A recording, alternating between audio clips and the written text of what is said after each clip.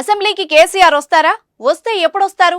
Telangana assembly budget సమావేశాలు నేటి నుంచి ప్రారంభమైన నేపథ్యంలో అందరి దృష్టి కేసీఆర్ పైనే పడింది.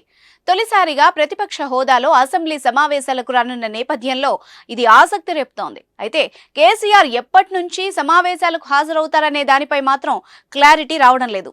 తేజస్ అకాడమీ స్థాపించిన 12 సంవత్సరంలో 1918 డిఫెన్స్ ఉద్యోగాలతో పాటు ఇంటర్లో రాష్ట్ర స్థాయి మార్కు సాధించి తెలంగాణ నెంబర్ 1 గా నిలిచిన తేజస్ మాజీ సీఎం రేపు కూడా సమావేశాలకు దూరంగా ఉంటారని సమాచారం.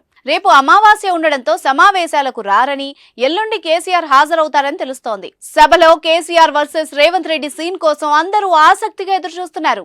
సీఎం రేవంత్ రెడ్డి, మాజీ సీఎం కేసీఆర్ మధ్య మాటల యుద్ధం చూడాలని వేచి చూస్తున్నారు.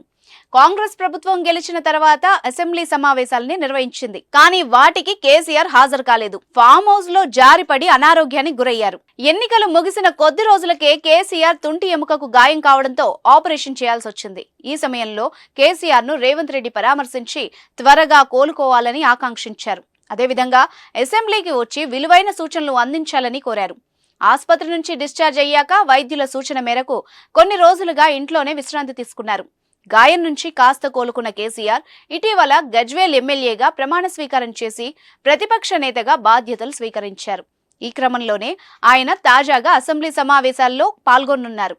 కేసీఆర్ సభకు వస్తే వాడివేడిగా చర్చ జరగనుంది. కేసీఆర్ హాజరై రేవంత్ రెడ్డిపై ఎలాంటి విమర్శలు చేస్తారనేది ఉత్కంఠగా మారింది. అలాగే తెలంగాణ వచ్చాక రాష్ట్రానికి 2 టర్మ్లు కేసీఆరే ముఖ్యమంత్రిగా ఉన్నారు.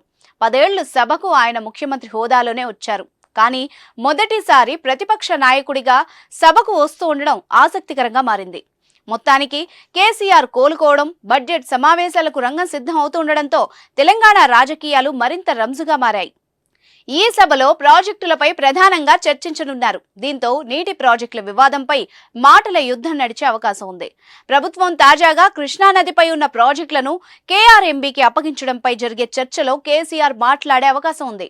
ఇప్పటికే ఈ అంశంపైన సీఎం రేవంత్ రెడ్డి సవాల్ విసిరారు. దీంతో ప్రభుత్వ ఆరోపణలను కేసీఆర్ ఎలా తిప్పికొడతారన్నది ఆసక్తి రేపుతోంది. ఇక అసెంబ్లీ సమావేశాల్ని 17వ తేదీ వరకు నిర్వహించాలని భావిస్తున్నట్టు సమాచారం. బడ్జెట్ ప్రతిపాదనకు ఒక రోజు కేటాయించి 2 నుండి 3 రోజులు బడ్జెట్పై చర్చ చేపట్టే అవకాశం ఉంది. వ్యవసాయంపై శ్వేతపత్రం విడుదల చేసి 2 రోజులు సభలో చర్చ పెట్టాలని ప్రభుత్వం ఆలోచన చేస్తోంది.